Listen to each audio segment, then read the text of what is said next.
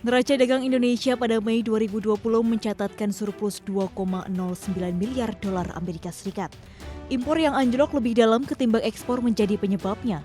Badan Pusat Statistik melaporkan ekspor Indonesia periode Mei senilai 10,5 miliar dolar AS atau merosot 28,9% secara tahunan.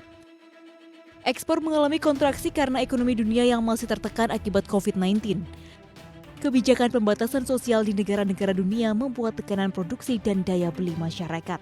Kontraksi lebih hebat terjadi di impor yang hanya tercatat sebesar 8,4 miliar dolar AS atau ambles 42% secara tahunan. Meski impor turun bukan berarti semuanya pertanda baik. Pasalnya anjloknya impor justru terjadi untuk impor bahan baku penolong dan barang modal yang mengindikasikan bahwa sektor manufaktur Indonesia tak bergerak. Ini juga mencerminkan keengganan dunia usaha dalam berekspansi, sehingga prospek ekonomi Indonesia dipastikan gloomy karena pandemi.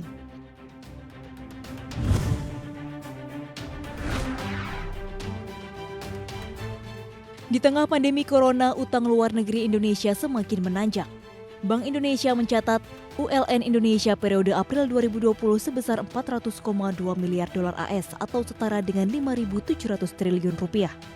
Jumlah itu naik 2,9% year on year.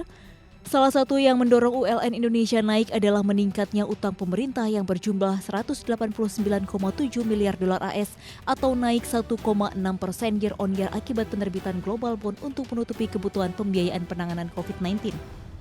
Sedangkan tren utang swasta justru mengalami perlambatan. ULN sektor swasta termasuk BUMN sebesar 207,8 miliar dolar AS. Bank Sentral juga menyebutkan rasio ULN Indonesia terhadap produk domestik bruto pada akhir April 2020 sebesar 36,5%, naik 2% dibandingkan bulan sebelumnya.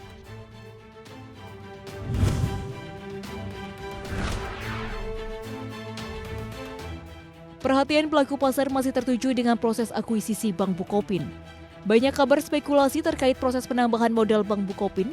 Publik bertanya-tanya, apakah Bank Bukopin akan mendapatkan bantuan likuiditas melalui akuisisi? Namun otoritas jasa keuangan memastikan bank asal negeri gingseng, Kukmin Bank sudah dalam tahap finalisasi menjadi pemegang saham pengendali Bank Bukopin. OJK juga telah menerima pernyataan Kukmin Bank untuk mengambil alih sekurang-kurangnya 51% saham Bank Bukopin.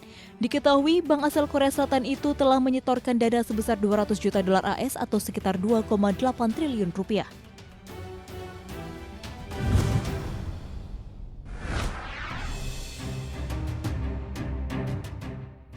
Bersiaplah untuk kondisi yang lebih menantang di masa mendatang. Hal tersebut yang disyaratkan Presiden Joko Widodo yang menegaskan perekonomian dunia saat ini tengah mengalami situasi yang sangat sulit dalam menghadapi COVID-19. Indonesia bersama negara lain tengah bergulat agar tak masuk jurang resesi akibat pandemi. Seperti diketahui, beberapa lembaga memprediksi ekonomi Indonesia cukup gloomy. Bank Dunia memprediksi ekonomi Indonesia hanya berada di level 0%, sementara IMF memproyeksi pertumbuhan ekonomi Indonesia hanya di 0,5%. Bahkan Organisasi Kerjasama dan Pembangunan Ekonomi meramal laju PDB Indonesia terkontraksi hingga minus 3,9%.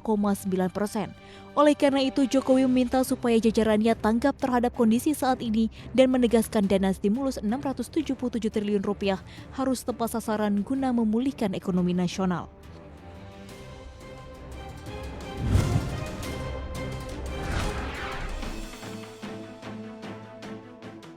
Harga minyak terkoreksi cukup dalam lantaran ketakutan akan terjadinya gelombang kedua pandemi COVID-19.